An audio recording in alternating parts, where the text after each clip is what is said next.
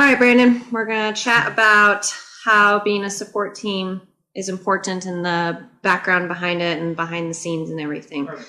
So I have a couple questions for you and we'll go from there. What is your number one tip or advice to being a strong support team for an athlete? The first thing that pops into my head is never starting an answer by the word no. A lot of times Ironman athletes, women or men, have these crazy ideas or have these ambitions to do something, and first thing you think is, that sounds crazy, no. But you gotta kind of roll with the punches. You know what you got yourself into, so you know that some of the questions and thoughts are going to be a little crazy from the get-go. So you really can't be thrown off guard because you know it's going to be crazy no matter what the idea is. Awesome. Pretty sure I've done that too quite a few times. Yeah, like let's go on a 112-mile bike ride and you should come with, but I don't know if we have an electric bike or a moped, or you could drive by me really slow, and all the answers to those would be basically no, because I wouldn't be able to keep up with her in a normal bike. But that's just one example.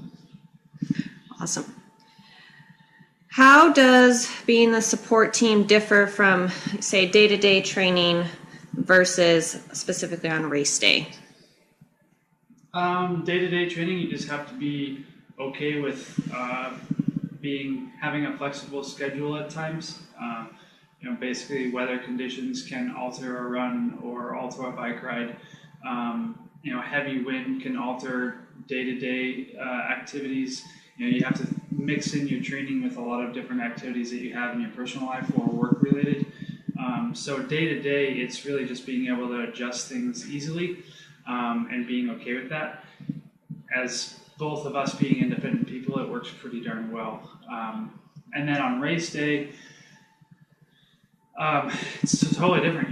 You're totally out there for the athlete. Everything revolves around the athlete. Nothing revolves around myself or my family. I always give my family and friends a stipulation saying, hey, I'm not going to be available all day unless you want to try to keep up with me. And if you do, good luck.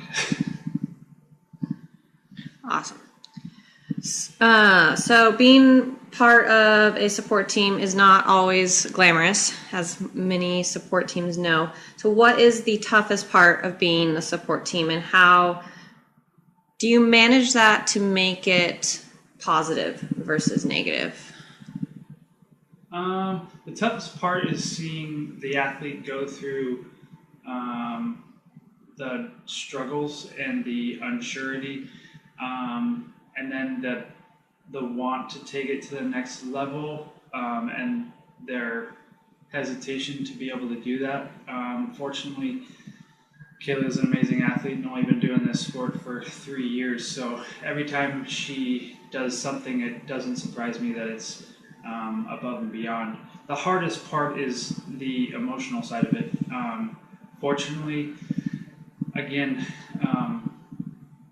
I can be very supportive. I can be very rough, but I know when to be rough, and I know when to be pointed and say, you gotta get over it, toughen up. I usually use her dad as an excuse because her dad is super tough on her, on both kids.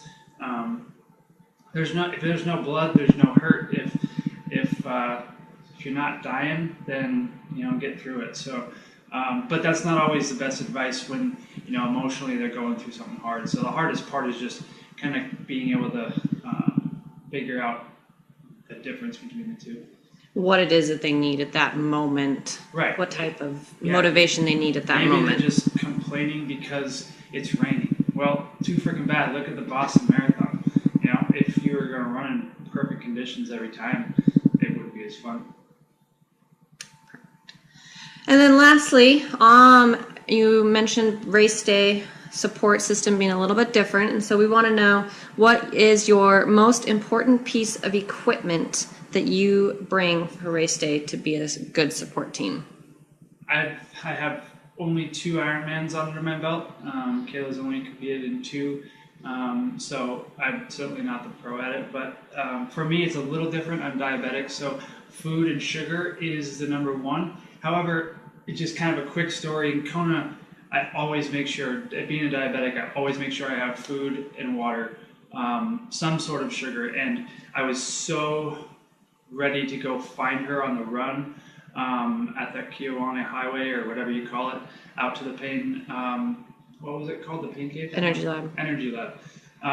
That I forgot everything. I didn't have water, I didn't have food, I had my wallet, but none of the stores were open because the whole highway was closed down. So a water bottle that you can carry, whether you're on a bike or just running, headphones, because let's face it, by the time you get to the start line, you've already been there for 2.5 hours. So if Kayla runs a 10.5 Ironman, you're really there for 16 hours. So headphones, food, Power Crunch is my favorite. Being diabetic, it's low carb, and a phone, of course, your phone. But not only that, I'm looking at trying to get a fanny pack.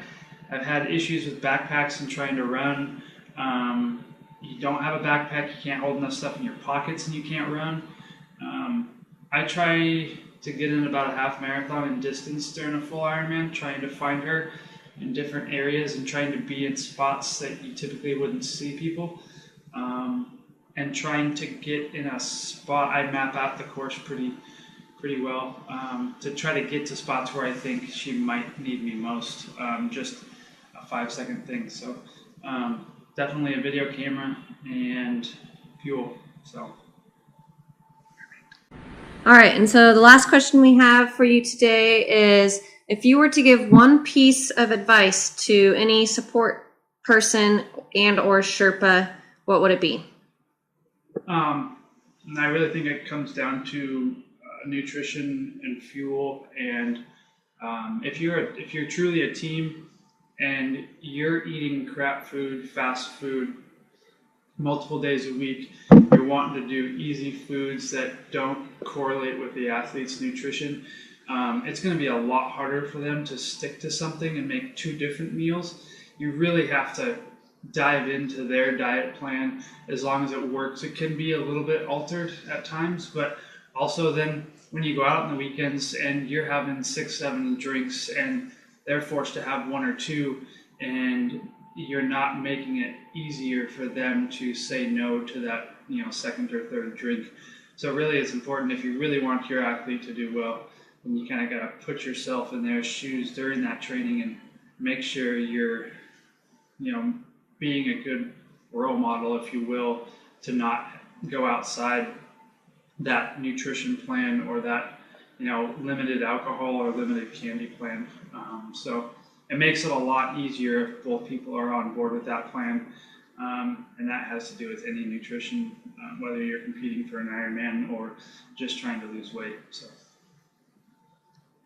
So basically just being willing to accommodate your own self and be a part of the team wholeheartedly on all aspects. Yeah, limit if they're limiting things because they want to do well, in order for it to work and them not to, go over and eat the same crap you're eating, it makes it much easier if both people are on board nutrition-wise and, lack of alcohol, if you will, wise.